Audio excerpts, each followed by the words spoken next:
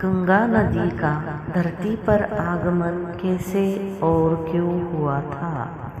पौराणिक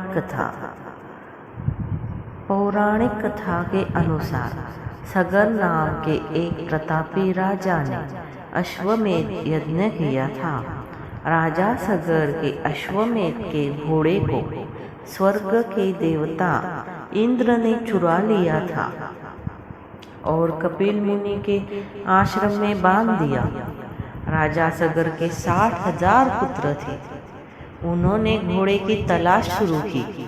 जब वह कपिल मुनि के आश्रम आए तो उन्होंने घोड़े को देखा और बिना सोचे सीधा कपिल मुनि पर आक्रमण कर दिया, जिससे ऋषि की तपस्या भंग हुई और उनकी आंखों से क्रोध की अग्नि उत्पन्न हुई, जिससे राजा के 60,000 पुत्र जलकर भस्म हो गए।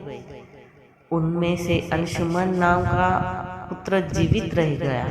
उसने अपने भाइयों की आत्मा की शांति के लिए कपिल मुनि से पूछा तो उन्होंने कहा कि गंगा के जल से ही इनका उद्धार होगा। राजा भगीरथ सगर के परपौत्र थे।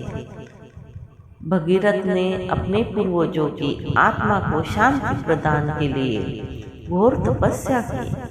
भगीरथ की तपस्या से प्रसन्न होकर ब्रह्मा जी ने भगीरथ को कहा कि गंगा को धरती पर तो लाया जा सकता है, लेकिन गंगा का वेग इतना तेज होगा कि धरती पर प्रलय आ जाएगा। भगवान शिव ही इस प्रलय को रोक सकते हैं, इसलिए भगवान शिव को भी प्रसन्न करना होगा। तब भगीरथ ने भगवान शिव की घोर तपस्या करके उनको प्रसन्न किया। जब भगवान शिव ने गंगा को अपनी जटाओं से होकर गुजरने के लिए कहा, जिससे गंगा के वेग से धरती पर प्रलय को रोका जा सके, इस तरह भगीरथ आगे आगे चले और गंगा उनके पीछे पीछे चलती हुई शिव जी की जटा से निकली और धरती को स्पर्श किया और कपिल मुनि के आश्रम से होकर निकली। तब सगर राजा के 60,000 पुत्रों का भी उद्धार हुआ। दोस्तों, ये थी गंगा मैया की कथा। आपको ये कथा अच्छी लगी हो तो हमारे चैनल को लाइक, शेयर और सब्सक्राइब जरूर करें। हर हर महादेव। धन्यवाद।